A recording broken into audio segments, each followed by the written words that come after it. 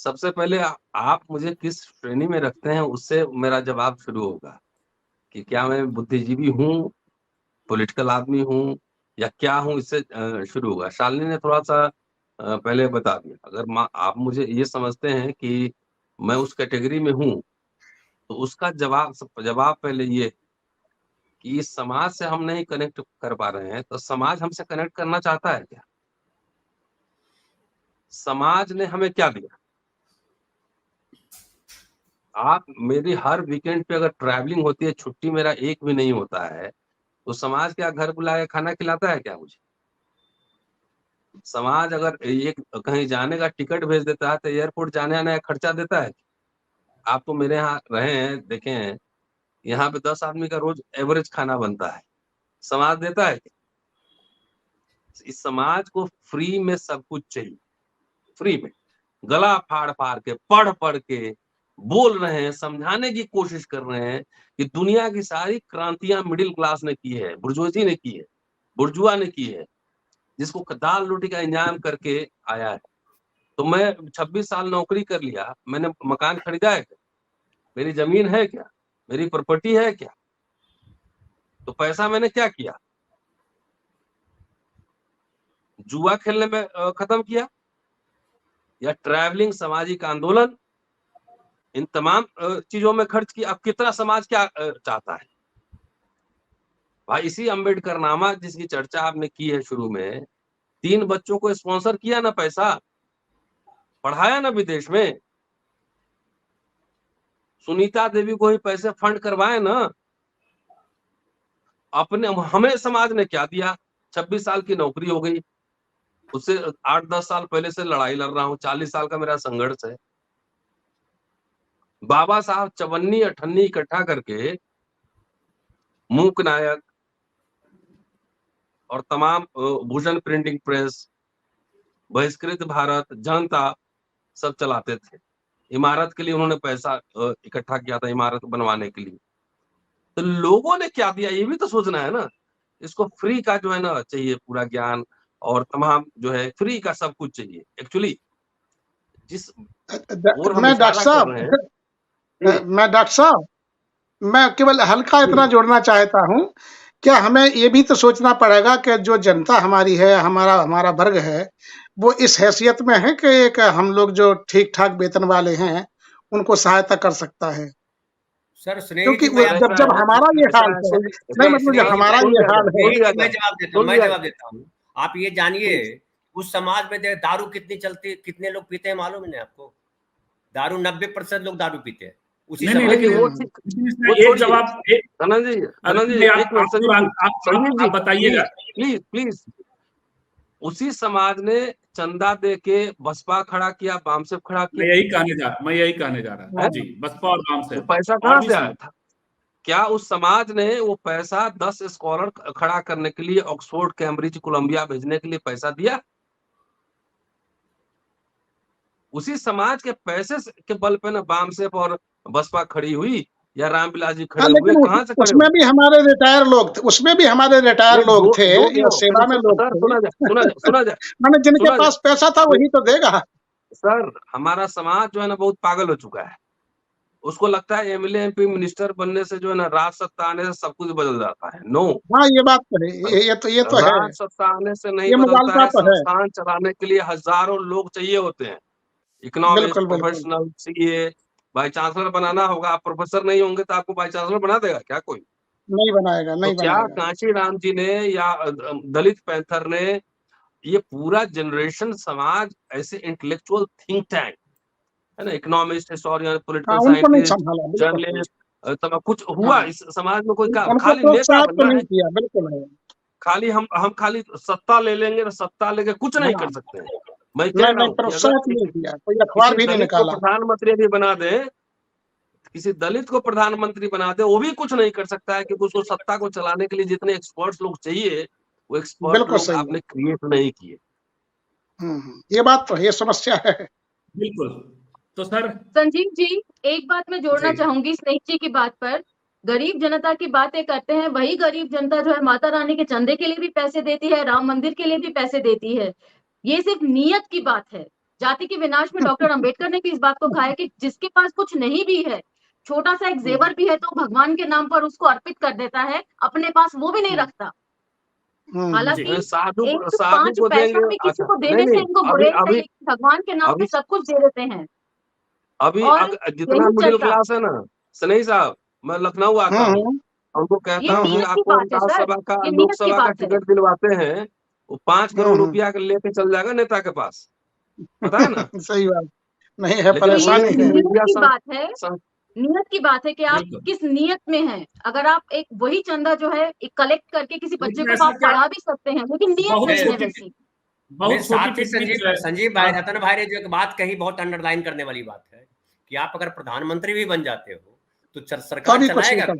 जो राहुल गांधी जो बार बार कह रहे हैं कि 90 सेक्रेटरी में 3 भी नहीं, 3 हैं, तो 87 तो वही है, कौन चलाएगा, कैसे चलाओगे आप? पूरी व्यवस्था आपको चलानी है। बिल्कुल, वो लाइन बहुत अंडरलाइन करने वाली है। आप पढ़ोगे नहीं तो करोगे क्या? देखिए, भीड़ बनने से नहीं चलेगा ना।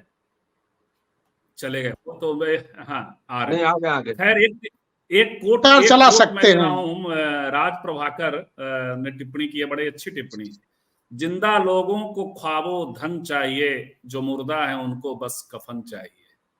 तो बेसिकली तो सपनों का, ख्वाबों का, यूटोपिया का जो धन होता है, जो बाबा साहब ने दिया, महात्मा फुले ने दिया, यूटोपिया भी दिया और संघर्ष भी दिया, और धनंजय जी तरीका भी दिया, दर्शन भी दिया। वो सबसे आपने जो बात कही है, मेरा एक सवाल है सर, सवाल के साथ छोटी टिप्पणी आप करेंगे, और चूंकि अब समय हो रहा है कि हम लोग बात करते करते कहीं जनता को दोषी बनाने तो नहीं लग गए। हम तो आज नेताओं को तौलने बैठे थे कि जनता जो आपकी है उसका जवाब मैं बाद में दूंगा जवाब आप उसका। छोटी छोटी टिप्पणियां जी, इस सेगमेंट के का एक ही सवाल सबके लिए। हाँ जी, हाँ, मैं बोलूं? आप धनंजय जी करते हुए चले जाएं। अच्छा जी, तो वो उनको चूंकि 9 बजे जाना होता है, तैयारी करनी होती है, हम भी वहां पहुंचेंगे। उनका ले लीजिए। नहीं, वो चले गए, हम तीनों के लिए।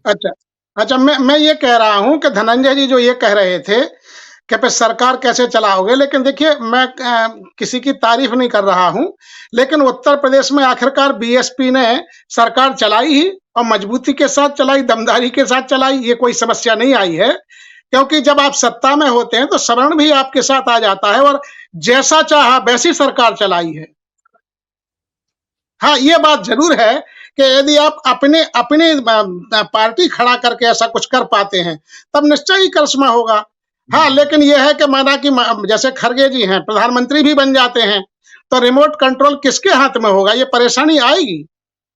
सुशील कुमार शिंदे गृह मंत्री थे, गृह मंत्री तो प्रधानमंत्री के बाद का पद होता है। फर्क पड़ता है, उसी सुशील कुमार शिंदे ने, उसी सर होने का फर्क पड़ता है। नहीं, फर्क तो पड़ता है, बिल्कुल। उसी सुशील कुमार शिंदे ने महाधिवक्ता को बुला करके जब प्रमोशन का प्रसंग आया था और उन्होंने कोई पास किया ऑर्डर, तो उन्होंने कहा कि इसको डिफेंड आपको करना है और नहीं तो आप जाएंगे। ये वही इसीलिए कांग्रेस हम लोगों की दूसरी पसंद है। कांग्रेस में स्पेस है, ये नहीं कह रहे। कांग्रेस अपने नेताओं को, दलित नेतृत्व को भी थोड़ा स्पेस तो देती रही है, तभी तो हम लोग आज यहाँ तक हैं। सनेही साहब, आप प्रोफेसर जो है कांशीराम जी के बसपा के आंदोलन से बने हैं कि अफर्मेटिव एक्शन से बने? नहीं, कांग्रेस की ही सत्ता थी भाई, मैं कैसे कह दूं भाई। मैं ये तो कह रहा हूँ कि कांग्रेस की वजह से मेरे पिताजी को जो जमीन मिली है 15 बीघा, वो कांग्रेस की ही सरकार ने दी थी, ये नहीं है। मेरी नौकरी भी चूंकि वो स्वाभाविक है, ये नहीं, इसीलिए दलितों की दूसरी पसंद कांग्रेस है। जहां हमारे दलित नेतृत्व नहीं है, वहां कांग्रेस के साथ है। दलित नेतृत्व है कहाँ? दलित नेतृत्व कहाँ है? अरे दल तो है ही, कम से कम तो वहां थोड़ा यह है कि अपनों के, चूंकि जातिवादी देश में जाति का कनेक्शन इतना साइकोलॉजिकल होता है कि उससे निकलना बड़ा मुश्किल है। तो सर ये तो जनता की गड़बड़ी हुई ना, जनता की गड़बड़ी हुई। नहीं, मैं लेकिन बता रहा हूँ, ये है परेशानी तो है।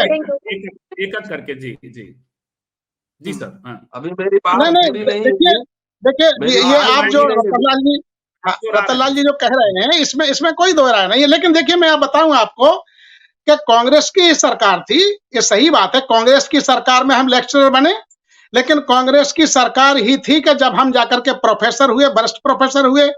हमारे कई साथी जो सवर्ण थे वो कुलपति बने, हम नहीं बने, और हमारे जैसे कई लोग थे जो नहीं बने। हाँ, ये सही बात है कि यूजीसी के चेयरमैन जरूर बने। नहीं, यूजीसी के चेयरमैन उन्होंने बनाया, हमने उसी में अपने आप को मान लिया था कि भाई हमारे थोराट साहब को बना दिया है, और उन्होंने वहां बैठ करके राजीव गांधी स्कॉलरशिप चलाई, जो तमाम योजनाएं कांग्रेस थोड़ा फ्री हैंड देती है। यही कारण तो है कि हम लोग यहाँ तक आ सके हैं और आज बोल पा रहे हैं, अन्यथा हम भाजपा का विरोध क्यों करते? इसीलिए तो हम विरोध में खड़े हैं कि लोकतांत्रिक ताकतें जो है उनको कमजोर करते हैं। ये संविधान को कमजोर करने का मतलब हमारी नौकरियों को छीनना, क्योंकि ले दे करके संविधान से हमें नौकरी ही मिल पा रही है। बोलने की आजादी तो ठीक है, वो अलग बात है, लेकिन मुख्य है कि जब हमें जमीन सम्मान पूर्वक कोई पद मिलेगा, जैसा कि आपने स्वयं कहा 15 लाख नौकरियां आएंगी, तो 15 लाख नौकरियां आएंगी, लेकिन सांसद विधायक मुश्किल से 120 ही तो जाएंगे। एससी एसटी के सारे सांसद जोड़ के 120 से ज्यादा नहीं हो सकते हैं। ये तो परेशानी है, तो चिंतन का है सवाल, लेकिन अब करें तो क्या करें? ये हमारे सामने भी, अब जैसे आप कह रहे हैं कि जनता साथ नहीं देती है, तो क्या हम सवर्णों के साथ चले जाएं? कहाँ जाएं? हमें आखिरकार मन तो उसका बदलना पड़ेगा, क्या करें? कहाँ जाएंगे? आपकी टिप्पणी, और इस पर मुझे लगता है कि एक राउंड और हम लोगों को आना चाहिए इसी पैनल के साथ, कुछ और लोगों के साथ भी। लेकिन रतन भाई आपकी कुछ नहीं, मुझे सिर्फ ये कहना है कि अब अगले एपिसोड में मैं विस्तार से बात करूंगा कि महाराष्ट्र से इधर और महाराष्ट्र के उधर दोनों प्रदेश का पॉलिटिक्स समझेंगे, सोशियो पॉलिटिक्स तो अलग है। हाँ, ये बात इधर जो है ना, इधर जो है, इधर हमारे यहाँ भक्ति परंपरा ज्यादा रही।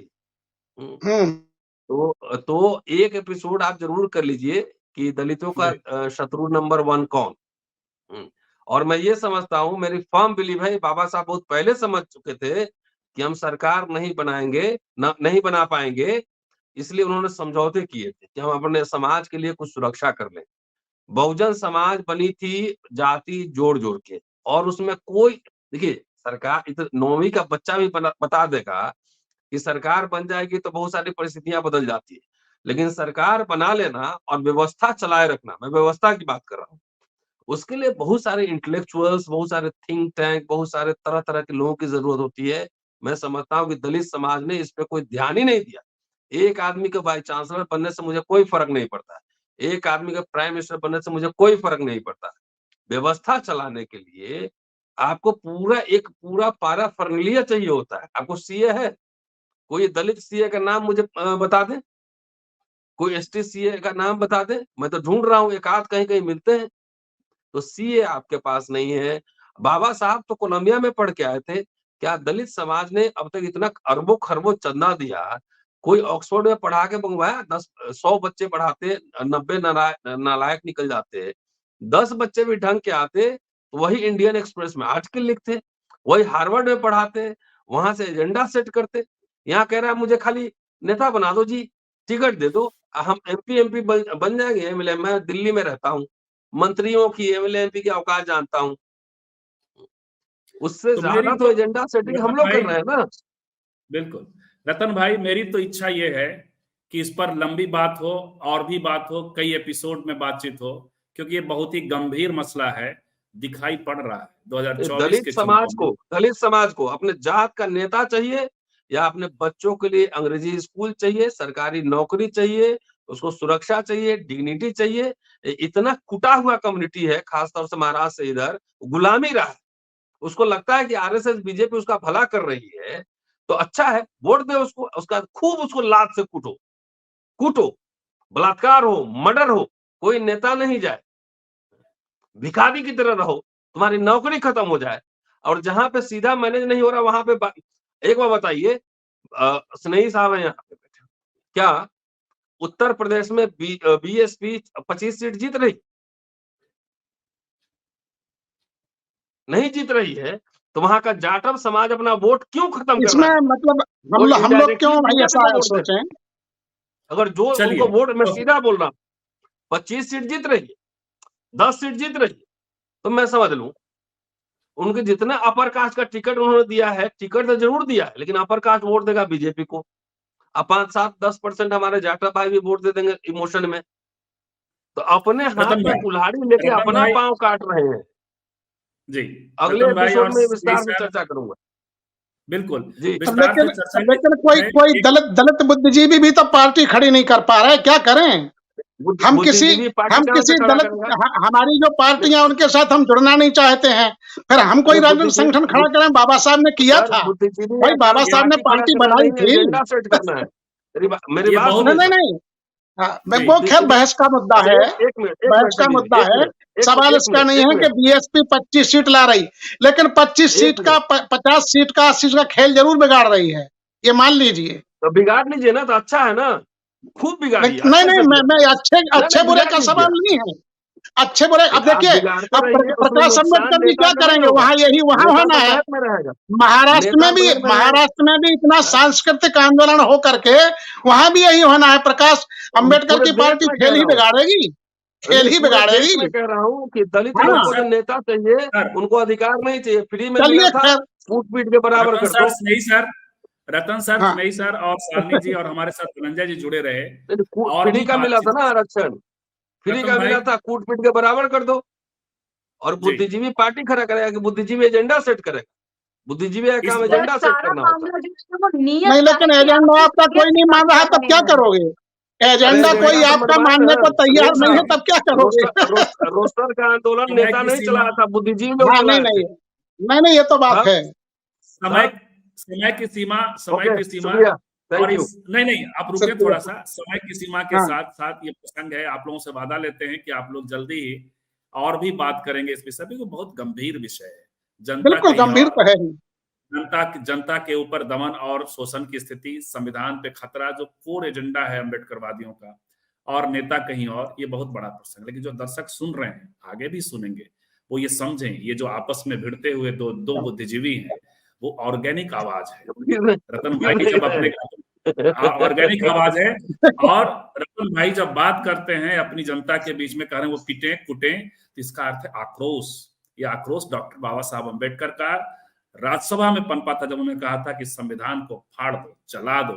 तब अंग्रेजी अखबारों ने छापा था, खास करके, बाकी तो अखबारों का अपना था, अंग्रेजी अखबारों ने कहा कि ये एक बाप का दर्द था। तो जो बाप होता है, जो घर के भीतर का होता है, वो दर्द समझता है। हम लोगों को समझने की जरूरत है पॉलिटी। हम लोग कोशिश करेंगे राजनीति कहाँ है। हम लोग, एक बात तो होती है कि राजनीति को कहाँ होना चाहिए, ये भी बात होती है, और अभी राजनीति कहाँ है, इस पर भी बात करने की जरूरत होती है। आप सब जुड़े रहे, कल फिर मिलते हैं 8 बजे, किसी और दिन और बात करेंगे इसी विषय पर। आप सब समय दें। आप सबका बहुत बहुत धन्यवाद। धनंजय जी जुड़े थे, उनका भी बहुत बहुत धन्यवाद। शुक्रिया, नमस्कार, और मेरी ओर से जय भीम।